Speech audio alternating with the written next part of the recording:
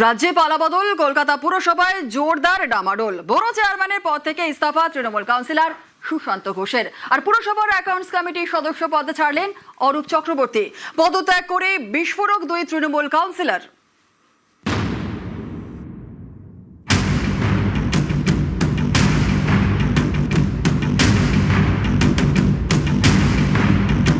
মমতা বন্দ্যোপাধ্যায়ের কাছে আমরা কেউ ঘেঁচতে পারতাম না এই সমস্ত মন্ত্রীগুলোর জন্য। এই যে গত 15 বছরে মমতা বন্দ্যোপাধ্যায়ের স্নেহ এবং প্রশ্রয় যে তথাকথিত নেতারা বাজার করে বেড়ালেন, সেই নেতারা আজকে কোথায়? যখন কর্মীরা ঘর ছাড়া, বাকি যারা হোমরা চোমরা কেষ্টু বিষ্টু নেতৃত্ব, আমরা যারা লোকাল স্তরের জনপ্রতিনিধি, আমরা আমাদের মতো করে চেষ্টা করেছি কর্মীদের পাশে থাকা। বাকি যারা ভিভিআইপি নেতৃত্ব, যাদের কনভয়ের আগে 4টে 5টা 6টা পেছনে গাড়ি থাকে, তারা কোথায়? রাজ্যে পালাবদল, কলকাতা পুরসভায় ডামাডোল। এবার ছোটলাল বাড়িতে ইস্তফার ধাক্কা।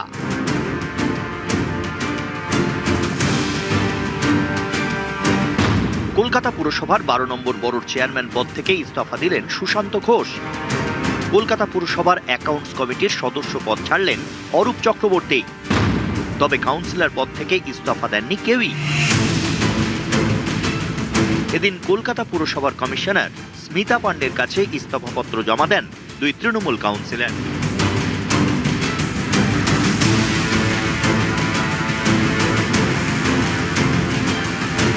দায়িত্ব ছেড়েই বিস্ফোরক।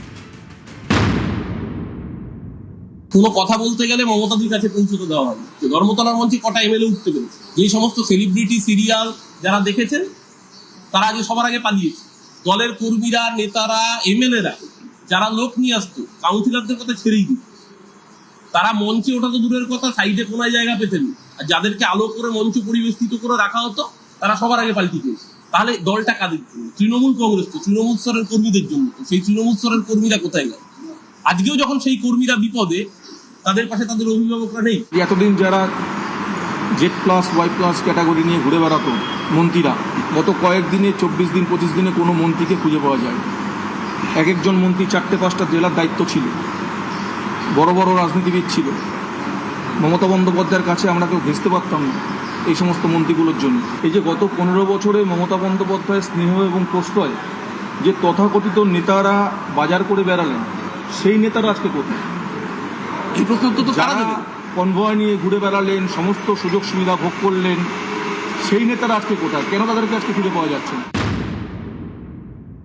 দল থেকে নির্দেশ দেওয়া হচ্ছে, বাকি নেতৃত্বরা কোথায়? যখন কর্মীরা ঘর ছাড়া, বাকি যারা হোমরা চোমরা কেষ্টু বিষ্টু নেতৃত্ব, আমরা যারা লোকাল স্তরের জনপ্রতিনিধি, আমরা আমাদের মতো করে চেষ্টা করেছি কর্মীদের পাশে থাকা। বাকি যারা ভিভিআইপি নেতৃত্ব, যাদের কনভয়ের আগে 4টে 5টা 6টা পেছনে গাড়ি থাকে, তারা আজকে মানতে হবে মানুষের জনাদেশ আমাদের বিপক্ষে গেছে।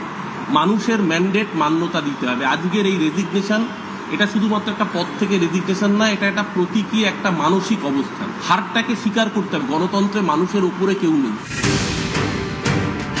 বাংলার ভোটে শোচনীয় পরিণতি। 21-এ ডাবল সেঞ্চুরি, 26-এ তার অর্ধেকেরও কম। রাজ্য রাজনীতিতে যখন তৃণমূলের টিকে থাকাই প্রশ্নের মুখে, তখন ক্ষোভের লাভা উগরাচ্ছেন দলের নেতারাই। অধিকাংশ জায়গায় দুপুর 12টার পরে যারা বিজেপি হয়েছে, এই গন্ডগোলটা অধিকাংশ জায়গায় তারা করেছে। 4 তারিখ দুপুর 12টার পরে যারা বিজেপি, 2-1টা জায়গায় যেখানে পুরনো বিজেপির কর্মীরা যুক্ত ছিলেন, আমি অন্তত এই জায়গায় শ্রমিক ভট্টাচার্য যে স্টেটমেন্টটা দিয়েছেন তাকে সাধুবাদ জানাবো। এই কারণেই, কারণ 2021 সালে আমরা কিন্তু এই স্টেটমেন্ট দিই। আমরা যতই বলি 2021 সালে আমরা স্টেটমেন্টটা দিতে পারিনি। আজকেও যখন এই ধরনের 2-1টা ঘটনা ঘটেছে, রাজ্য বিজেপি নেতৃত্ব তাদের কাছে জানানোর পরে, তারা খবর পাওয়ার পরে, সেক্ষেত্রে কিন্তু তারা অ্যাকশন নিয়েছেন। সাদাকে সাদা বলতে হবে, কালোকে কালো বলতে হবে। গরিব মানুষের পেটে লাথি পড়লে সমালোচনা নিশ্চিতভাবে হবে। হকারের পেটে লাথি পড়লে নিশ্চয়ই সমালোচনা করার জায়গা আছে। 2010 সাল থেকে কলকাতা পুরসভার কাউন্সিলর সুশান্ত ঘোষ। বছর 2 আগে তার উপরে হামলা হয়। এদিন এ নিয়েও দলেতে নিশানা করেন তৃণমূল কাউন্সিলর।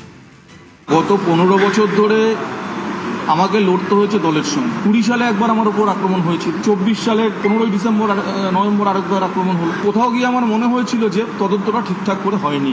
পুলিশ আধিকারিকরা যে তথ্য সামনে খাড়া করেছিল যে প্রধান যে অভিযুক্ত সে দুবাইয়ে পালিয়ে গিয়েছে, সেই দুষ্কৃতী ধরাও পড়ে। কিন্তু অদ্ভুতভাবে যে 7 জন ধরা পড়েছিল, একমাত্র প্রধান অভিযুক্তরই জামিনটা হয়ে যায়, বেল হয়ে যায়। বিভিন্ন সময় এই তদন্তের অভিমুখটাকে ঘুরিয়ে দেওয়ার চেষ্টা করা হয়েছে। নতুন মুখ্যমন্ত্রী এসছেন, তার কাছে অনুরোধ করব প্রকৃত তদন্ত করে যদি প্রকৃত দোষীকে খুঁজে পাওয়া যায় তাহলে তার কাছে আমি কৃতজ্ঞ থাকবো, কারণ এটা আমার পক্ষে জানা অত্যন্ত জরুরি যে যে ঘটনাটা ঘটেছিল সেটা আমার মশারির ভেতরই হয়েছিল না বাড়ির ঘরের বাইরে হয়েছিল, এটা জানাটা আমার খুব জরুরি। নেতা তো আমরা ছিলাম না, নেতা তো ওরা ছিল। আজ দল খারাপ সময় পড়েছে বলে চলে যাব এর ঘাড়ে ওর ঘাড়ে দোষ দিয়ে? নিজের জায়গায় নামুন না ভাই। আসলে রাজনীতির সঙ্গে এদের কোনোদিন জীবনে কোনোদিন সম্পর্ক ছিল না। সব 2011-র পর থেকে সব বড় বড় নেতা বনেছে, আর এদেরকে বড় নেতা করার জন্য অভিষেকই দায়ী। মুখপাত্র হয়ে গেছে, জেলায় জেলায় ঘুরেছে, বক্তৃতা দিয়েছে, চলে এসছে। আরে জেলায় গেলে তো জেলার সাংগঠনিক দিকটা দেখতে হবে। আমাদের দলের অবজারভার তুলে দিয়ে আইপ্যাক নিয়েছে না, দলটা আজকে এই জায়গায় দাঁড়িয়ে গেল। কার মস্তিষ্ক প্রসূত আমি জানি না বাবা। পালা বদলের পর থেকেই একের পর এক পুরসভায় ডামাডোল। তৃণমূলের শতাধিক কাউন্সিলর ইস্তফা দিয়েছেন, একের পর এক পুরসভা হাতছাড়া হচ্ছে। ডামাডোলের ছবি কলকাতা পুরসভাতেও। নিউজ 18 বাংলা।